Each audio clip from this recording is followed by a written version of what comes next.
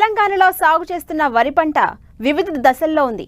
కొన్ని చోట్ల చిరుపొట్టు దశలో ఉంటే ఇంకా అక్కడక్కడ నాట్లు వేస్తున్నారు రైతులు. ప్రస్తుతం వాతావరణ పరిస్థితులు ముందుగా సాగు చేసిన వరి పొలాల్లో బ్యాక్టీరియా ఎండాకు తెగులు ఆశించే అవకాశం ఉంది. కాబట్టి తొలి దశలోనే ఈ తెగులు నివారణకు సస్యరక్షణ చర్యలు చేపట్టాలని సూచిస్తున్నారు రాజేంద్రనగర్లోని వరి పరిశోధన సంస్థ శాస్త్రవేత్త కిరణ్ బాబు.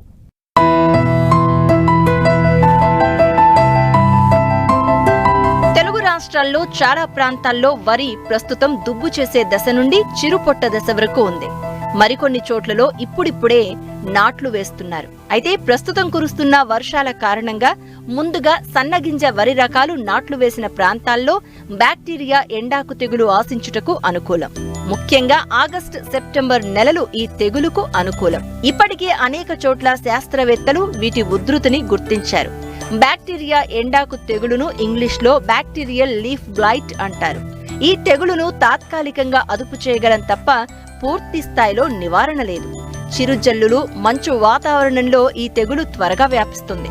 ఈ తెగులు లక్షణాలు, నివారణకు తీసుకోవాల్సిన జాగ్రత్తల గురించి రైతులకు తెలియజేస్తున్నారు రాజేంద్రనగర్లోని వరి పరిశోధనా సంస్థ శాస్త్రవేత్త కిరణ్ బాబు. ముఖ్యంగా తెలంగాణ రాష్ట్ర వ్యాప్తంగా వివిధ జిల్లాల్లో సాగు చేస్తున్న వరి పంట చిరుపొట్ట దశలో ఉంది. కొన్ని ప్రాంతాల్లో ఇంకా నాట్లు వేస్తున్నారు.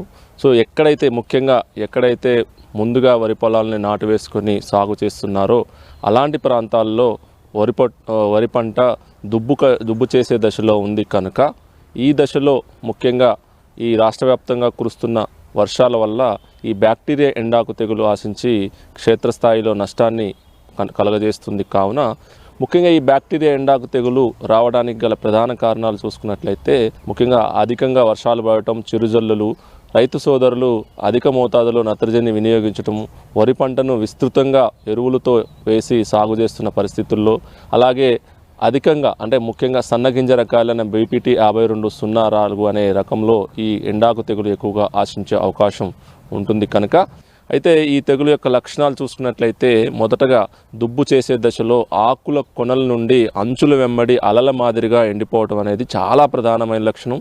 రైతు సోదరులు ఏంటంటే ఈ యొక్క తెగులు ఆశించినప్పుడు ఏదో పోషకాల్లో లోపం వలన ఎండిపోతుందని, లేదా మందు కొట్టినప్పుడు ఎండిపోతుందని కొంత అలసత్వం వహించే అవకాశం ఉంది కనుక ఈ యొక్క ఆకుల అంచుల వెంబడి అలల మాదిరిగా పైనుంచి కొనల నుంచి కింది వరకు అంచుల వెంబడి ఎండిపోతున్న లక్షణాలు గమనించినట్లయితే ఈ బ్యాక్టీరియా ఎండాకు తెగులని నిర్ధారించుకోవచ్చు.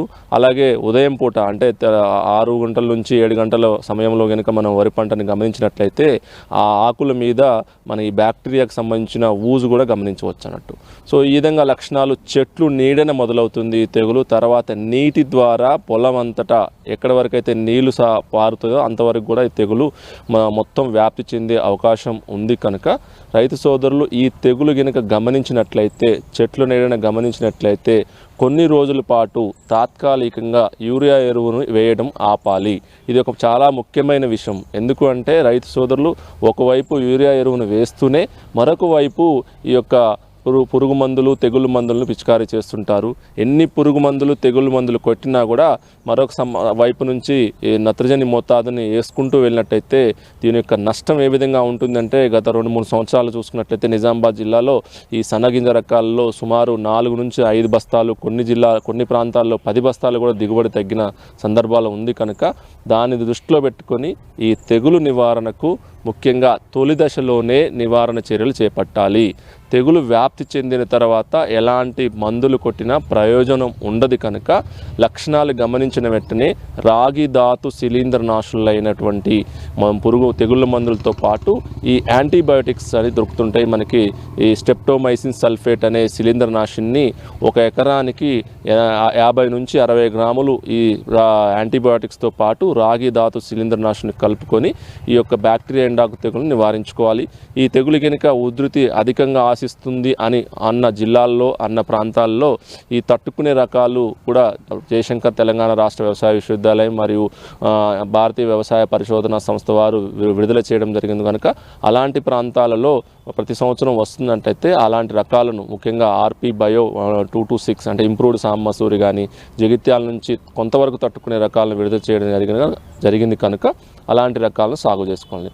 ముఖ్యంగా ఈ బ్యాక్టీరియా ఎండాకు తెగులుకి ఆగస్టు మాసము సెప్టెంబర్ మాసము అత్యంత అనుకూలమైన పరిస్థితులు ఉత్పన్నం అవుతాయి కనుక రైతు సోదరులు ఈ తెగులు గురించి కొంత అవగాహన ఏర్పరచుకొని తొలి దశలోనే నివారణ చర్యలు చేపట్టాలి.